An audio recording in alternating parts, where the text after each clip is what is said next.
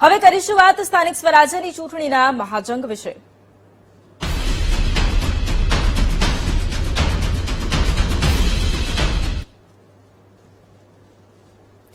ચૂંટણી પ્રચારમાં ભાજપ સાંસદ રાજનીતિનું પોતાનું કર્મ ભૂલ્યા। આણંદના સાંસદ મિતેશ પટેલનું નિવેદન ગ્રાન્ટ વાપરવામાં ભેદભાવનું સ્પષ્ટ ઉદાહરણ। આકલાવ ખાતે સાંસદ મિતેશ પટેલે ભરી સભામાં કહ્યું, કોંગ્રેસ જીતશે તો ગ્રાન્ટ નહીં આપું। નાયબ મુખ્યમંત્રી હર્ષ સંઘવીની હાજરીમાં સાંસદ મિતેશ પટેલે આ વિવાદિત નિવેદન આપ્યું છે।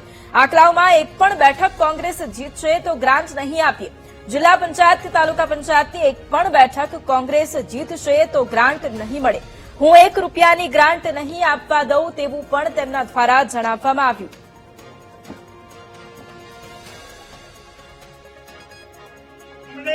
જેટલા પણ આપણે તો એમને વોશ આઉટ કરીશું, પણ જો કદાચ એકાદ પણ જીત્યો ને એને આપણે ₹1 ગ્રાન્ટ નહીં આપીએ। હું તમને અહીંયાથી કહું છું કે ₹1 આપણે ગ્રાન્ટ નહીં આપીએ। આપણે એ રીતનું આખલાવ બનાવવાનું છે। આપણા ડેપ્યુટી સીએમ સાહેબ આવ્યા છે અને આપણે બધાને જે પ્રમાણેનું આખલાવ જોતું હશે એ પ્રમાણેનું આખલાવ બનાવી આપશે। અને અત્યારથી જ આપણે એક બધા જે અહીંયા બેઠેલા છે અને બધાનામાં એક તાકાત છે કે આપણે 2027માં ભારતીય જનતા પાર્ટીના વિધાનસભામાં આપણો ઉમેદવાર જીતશે અને ત્યાં આગળ આપણે મોકલીશું અને આખલાવ મત વિસ્તારમાં અત્યાર સુધીના જેટલા કામો નથી થયા બધા કામો।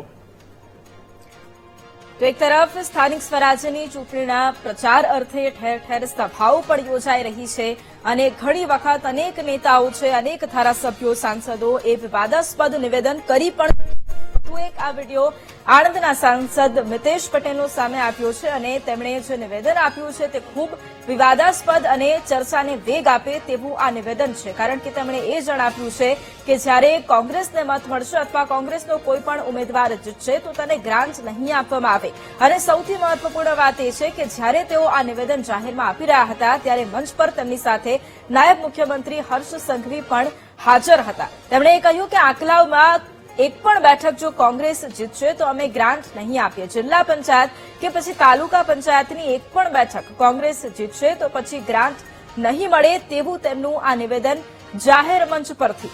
એક તરફ તેમનું આ નિવેદન સામે આવ્યા બાદ કોંગ્રેસને પણ પ્રહાર કરવા માટેનો એક મોકો મળ્યો છે, પરંતુ બીજી તરફ તેમનું આ નિવેદન ચર્ચાને વેગ અપાવે તેવું છે અને ચૂંટણી પ્રચારમાં અનેક નેતાઓ છે તે વાણીવિલાસ કરતા હોય છે, બોલવામાં મર્યાદા પણ ચૂકી જતા હોય છે અને ફરી એકવાર સાંસદ મિતેશ પટેલ કે જેમનું આ નિવેદન અત્યારે ખૂબ ચર્ચામાં આવ્યું છે કારણ કે તેમના દ્વારા એક સૌથી મોટી વાત એ કહેવામાં આવી છે કે જો કોંગ્રેસ ઉમેદવાર જીતે છે તો પછી ગ્રાન્ટ નહીં મળે તેવું તેમના દ્વારા એક નિવેદન અપાયું છે। આકલાવ ખાતે આ સભાનું આયોજન કરવામાં આવ્યું હતું જ્યાં ખૂબ બહોળી સંખ્યામાં લોકો પહોંચ્યા હતા, કાર્યકર્તાઓ પહોંચ્યા હતા, ત્યાંના સ્થાનિકો પહોંચ્યા હતા, પરંતુ કરેલા કામોની જગ્યાએ તેમણે રીતસરની ધમકી આપી હોય તેવા આ દ્રશ્યો છે। આકલાવ ખાતે જ્યારે આ સભાનું આયોજન કરવામાં આવ્યું અને ત્યારે તેમણે કહ્યું હતું, ફરી સભામાં તેમણે કહ્યું હતું કે કોંગ્રેસ જીતશે તો ગ્રાન્ટ નહીં આપીએ।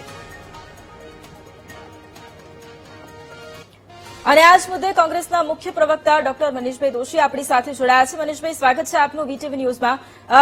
જે પ્રમાણે મનીષભાઈ અત્યારે ચૂંટણીનો પ્રચાર પ્રસારનો એ સમય અને સભાઓ રેલીઓ થઈ રહી છે અને સભા દરમિયાન આણંદના સાંસદ મિતેશ પટેલે આકલાવમાં એક નિવેદન આપ્યું। તેમના દ્વારા એ કહેવામાં આવ્યું કે જો કોંગ્રેસ ઉમેદવાર જીતશે અથવા કોંગ્રેસ જીતશે તો ₹1 ગ્રાન્ટ નહીં મળે। જાહેર મંચ પર તેમનું આ નિવેદન, સીધા કોંગ્રેસ પર પ્રહાર અને એક તરફ લોકોને આ ધમકી। શું કહેશો, શું પહેલી પ્રતિક્રિયા? આણંદના ભાજપાના સાંસદ સંપૂર્ણ ગેરબંધારણીય ગેર લોકતાંત્રિક પ્રતિક્રિયા આપી રહ્યા છે। પોતે જે વાત કરી રહ્યા છે એમને એ સમજ હોવી જોઈએ, સાંસદ છે બીજી વખતના, ભાજપા પોતાના ખિસ્સામાંથી જનતા માટે ગ્રાન્ટ નથી આપતી। એટલે આ સાદી સમજ ભાજપાના ચૂંટાયેલા પ્રતિનિધિનો હોવી જોઈએ, કારણ કે ગ્રાન્ટના પૈસા જે આવે છે પ્રજાના ટેક્સમાંથી આવે છે।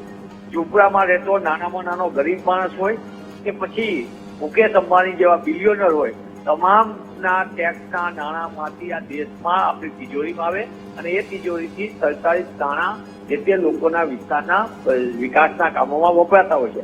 તો ભાજપના સાંસદશ્રીએ જે નિવેદન કર્યું એ સંપૂર્ણપણે બેજવાબદારીપૂર્વક નહીં પણ જાણી જોઈને મતદારોને ધમકાવવા માટેનું છે।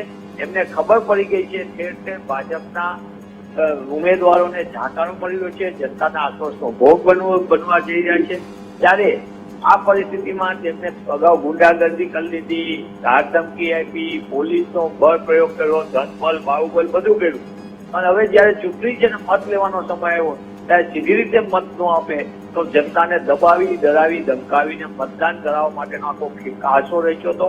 દુઃખ એ વાતનું છે, સૌથી ચિંતાજનક એમની મંચ ઉપર રાજ્યના ગૃહમંત્રી પણ જગ્યાએ હતા એ સભામાં, અને એમને સંવિધાનના ઉપર બંધારણમાં હાથ મૂકીને શપથ લીધા છે, ત્યારે આ પ્રકારના બેજવાબદાર નિવેદન એ ગંભીર છે. સાંસદ શ્રી ભાજપાના જે લોકો આ એમનો અસલી ચહેરો, ચાલ ચલન ચરિત્ર છે, અને એ આ રીતે કરતા હોય છે પ્રવૃત્તિઓ. પણ ઇલેક્શન કમિશનને હું વિનંતી કરું છું, તમારી ફરજ બને છે ફેર એન્ડ ફ્રી ઇલેક્શન કરવાનું, પારદર્શક, ડરાયા ધમકાયા વગર લોકો મતનો અધિકારનો ઉપયોગ કરી શકે નાગરિકો, એ જોવાની જવાબદારી પણ ઇલેક્શન કમિશનની છે. એટલે હું આપના માધ્યમથી, વીટીવીના માધ્યમથી વિનંતી કરું છું, અને ભાજપાના સાંસદને પછી ફરીથી એ યાદ કરાવું છું કે ભાજપાના પ્રતિનિધિઓ, સાંસદ હોય, મંત્રી હોય, મંત્રી હોય, ધારાસભ્યો હોય, એમના ખિસ્સામાંથી ગ્રાન્ટ નથી આપતા. એ હકીકતમાં પ્રજાના પૈસાનું છે. તમે વ્યવસ્થાપકમાં છૂટાણા છો જનપ્રતિનિધિ તરીકે, ખાલી તમે તમારું કામ કરો. આવા ગેરબંધારણ નિવેદનોથી દૂર રહો. ભાજપાના ભ્રષ્ટાચારના પાપે ગુજરાત અને ગુજરાતીઓ લૂંટાઈ રહ્યા છે, એ ચિંતાનો વિષય છે. બિલકુલ, આભાર મનીષભાઈ અમારી સાથે જોડાવા માટે.